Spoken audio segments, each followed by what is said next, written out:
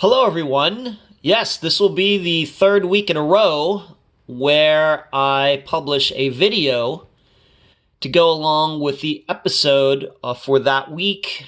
I think maybe in the past I've done some videos 2 weeks in a row, but I have to believe this is the first time I've done them 3 weeks in a row. But as by now, you surely realize that I do these if I think that this will help people better understand the disappearance. And I realize that directions and locations are very hard to describe with audio only.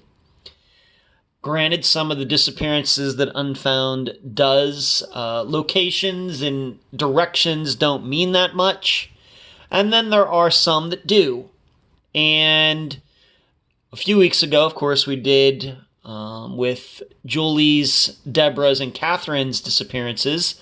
I did a video for that episode. Then last week with Shelva Rafty's, explaining the route she would most likely have taken if she really did walk home that night. And so this week with Rodney Kiser's disappearance, I thought it was once again important to give you an idea of how close some of the locations are in this disappearance, because I don't think that during my interview with Marlene, I did a very good job of explaining it. It's not up to her, it's up to me. She, of course, knows the area, but I'm the one that has to make sure that everything is understandable to all of you.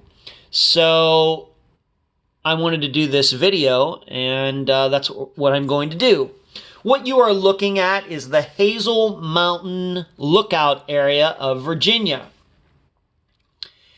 And it is, I wouldn't say it's remote, but you can certainly tell that it is out in the country, in the hills and valleys of West Virginia. Not the state West Virginia, but little w, West Virginia. And over here, I'm going to use the pen as I usually do. Right here is where this little square right there, that's Plank Road right there. That is where Rodney and Veronica were living at the time. And right on this side of the road was where Rodney's mother was living. And right over here is where Marlene's mother, Rodney's aunt, was living. So they this family had this little Plank Road area to themselves, pretty much. And it's a dead end, as you can see. You get to Rodney's place and there's nothing past it. And once again, Rodney's mother lives over here, or is maybe his grandmother, but for sure, Marlene's mother lived right there. So you will remember during the episode when I interviewed Marlene, that she said she saw Rodney in his truck drive by. So that's very easy to understand. Going right by our house, within feet of our house. And this comes to a T, and this is Route 657. And it is, as maybe you can tell, a major road. Let me zoom out here. Let me zoom back in, maybe just to give you an idea. Let me put it in the center of the screen. There you go. We zoom out again, and 657 comes down here to it looks like an even bigger highway, Route 63. And if Rodney was going to his brother's, this is the way he would have gone. He would have gone over here to 657, over to 63, and then down here, and then eventually he would go east toward Alexandria, that direction. And if you don't know, Alexandria kind of is like a suburb of Washington, D.C. So it's way over there on the east side of the state. Whereas this area is way on the west side. And we talked about how it would have taken Rodney several hours to get there. Now, you should also know something. If you're wondering where Rodney's, the store that he ran, I can show that to you. It is over here. So right here, once again, I've zoomed out, so it's a lot smaller. Right here in the center of the screen, right here, is where Rodney was living at the time. And Trammell is right up here under the Google Maps little search box. This is where his market was, over here. So to get there on any particular day, he would go out here, go down to Route 63, and drive up there. I don't know the exact location, but it was up in this area. That is not far. It's like maybe 2 miles. 2 miles. In fact, I'm looking at the, what do they call that? The legend, or the feet per mile, you know, how many inches makes a mile or whatever. About an inch is 2,000 feet. So I would say that going down here maybe is a little bit of a mile. Maybe it's a little longer than that. In fact, let's just do that. Plank Road.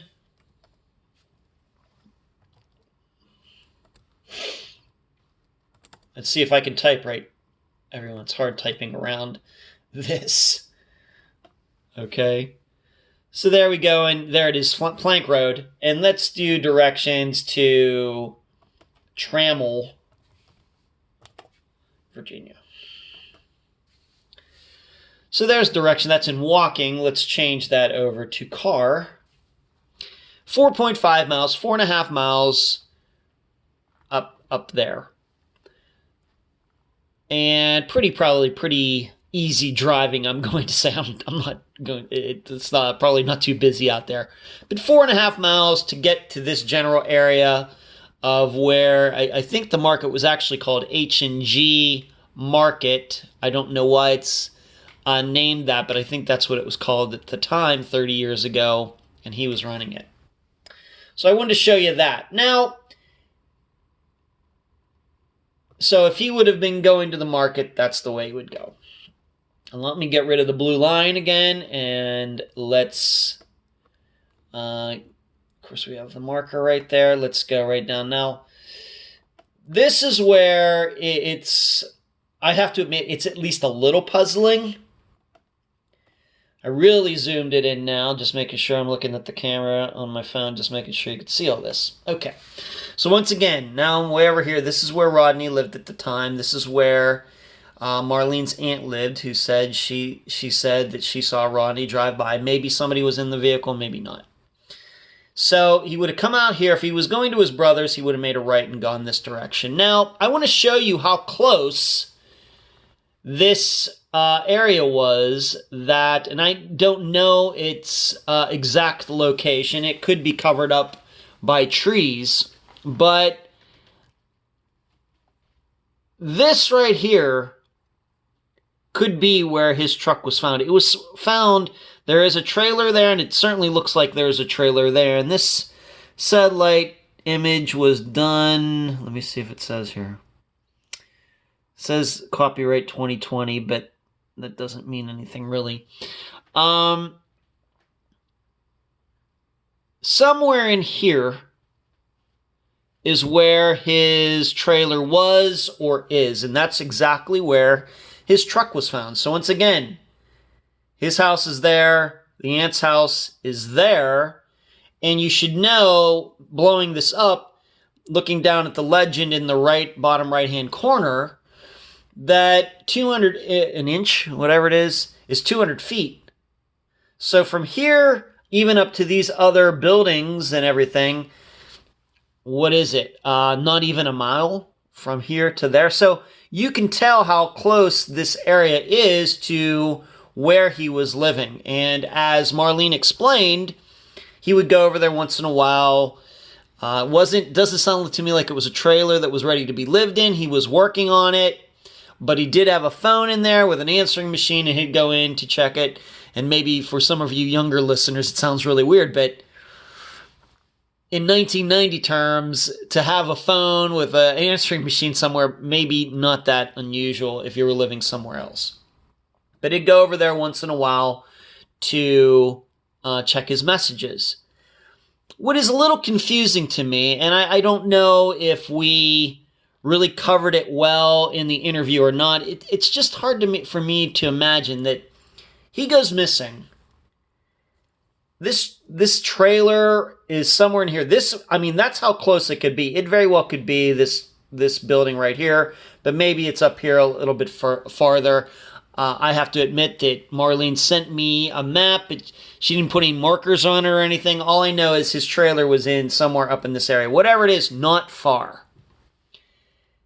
That nobody over the course of Rodney, right at the beginning when he went missing, ever thought, well, maybe we should ride over to where his trailer is, his other trailer is, and take a look around. I know what Marlene's saying. She said, well, his truck was parked behind the trailer and it couldn't be seen from the road. I get that.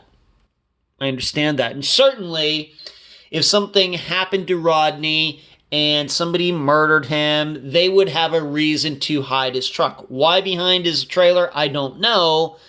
But it kind of makes sense that they would put it in a place that couldn't be seen from the road if they were going to park it there.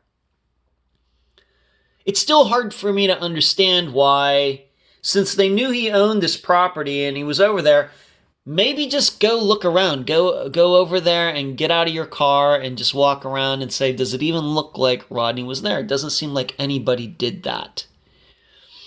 And I have to admit, once again, I'm a little stumped by it. I'm not here to play hindsight 2020 and to be a know-it-all, but it is a little puzzling, being we have to remember, he was renting. He didn't own this place over here. He was renting. He owned this. So it makes sense that when somebody goes missing to go over and check. You may not be able to see his vehicle, but, who knows? Who knows? Let's see if he was ever over there. Maybe go in there and see if he ever did check his messages. Being that it was being worked on, I don't know if it was even locked or not. I don't know. So that's how close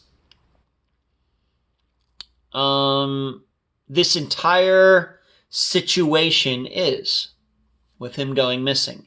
Living here, driving by his aunt's house, being seen, and then his vehicle being found. Like I said, it very well could be this building right here, but maybe it's something. I can see maybe something through the trees here. I know it wasn't truly the whole way. The farthest it would have been is up here. Somewhere in here is where his trailer was, and it seems just nobody went over there for quite a few days.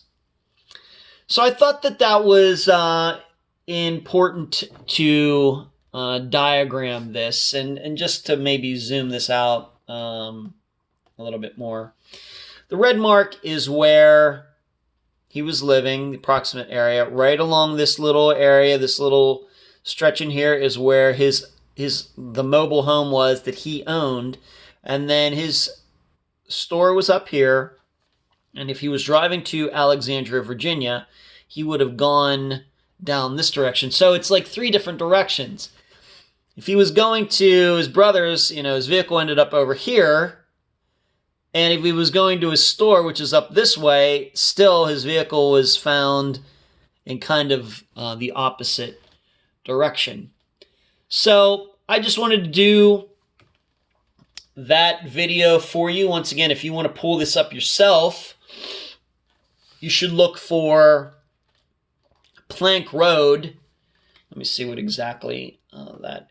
Plank Road in Dante, Virginia. I know we talked about Trammell and Hazel Mountain. The reason they call it Hazel Mountain, maybe I can show that to you very quickly.